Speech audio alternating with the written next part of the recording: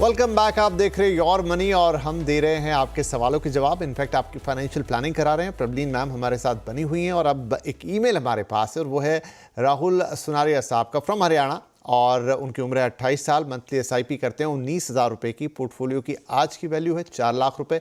2 साल से वो निवेश कर रहे हैं। अब सालाना 10% का स्टेप अप करते हैं। ये एक बात बता रहे हैं। 22 साल में 10 करोड़ रुपए का उन्होंने लक्ष्य रखा है और वो चाहते हैं कि पोर्टफोलियो का रिव्यू किया जाए।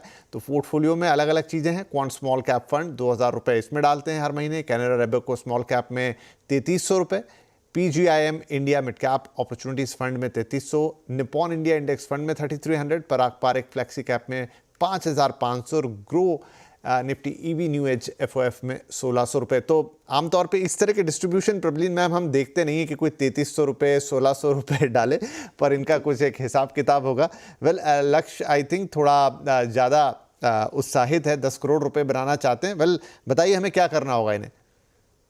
जी राहुल जी को 10 करोड़ पहुंचने के लिए अभी जो ये 19,000 की SIP कर रहे हैं, स्टेप अप कर रहे हैं, वो अगर इनके शायद स्टॉक्स का भी पोर्टफोलियो है, वो सब मिला के भी इनका थोड़ा डेफिसिट हो जाएगा।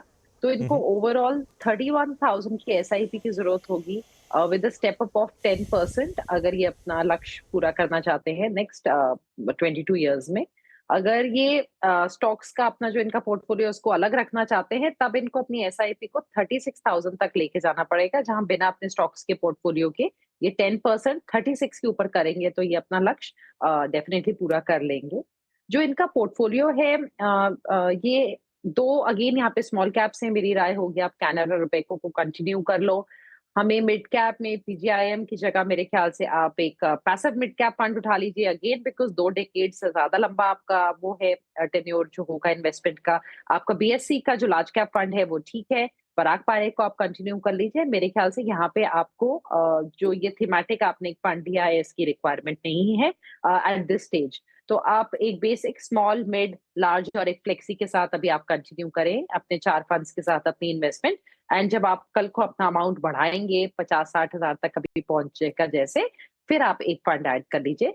और आज से 22 साल बाद जो आपका पैसा है मेरे ख्याल से वो आप डेफिनेटली अचीव कर लेंगे अपना लक्ष्य विद दीज इन्वेस्टमेंट्स। चलिए जी, तो बढ़िया है। छोटे छोटे यहाँ पर आपको परिवर्तन करने हैं और थोड़ा सा अपना पैसा बढ़ाना है और आपका लक्ष्य पूरा हो जाएगा। प्रबलीन जी बता रही हैं क्या चेंजेस आपको करने हैं। 10% का स्टेप आप हर साल कर ही रहे हैं और 31,000 रुपये की आपको जो 19,000 की SIP है उसको 31,000 तक पहुंचाना है।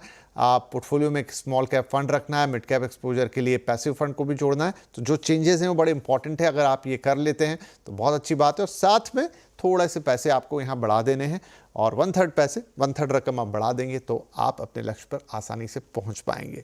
चलिए, और अब वक्त है कि जाते जाते हम प्रबलीन मैम से पूछें कि उनके आज के टॉप 4 पिक्स हमारे निवेशकों के लिए, दर्शकों के लिए क्या है। विपिन जी मैंने इतनी बार बोल दिया मेरे ख्याल से, तो मेरा तो लार्ज कैप में एक passive index fund with equal weight strategy और मिड कैप में अगेन एक passive fund 150 mid cap fund ले सकते हैं। फंड हाउसेस मैंने 2 बोले हैं, पर आप किसी भी फंड हाउस का ले सकते हैं पैसिव स्ट्रेटजी को। स्मॉल कैप्स में आई लाइक टाटा, इनका डाउनसाइड प्रोटेक्शन अच्छा है।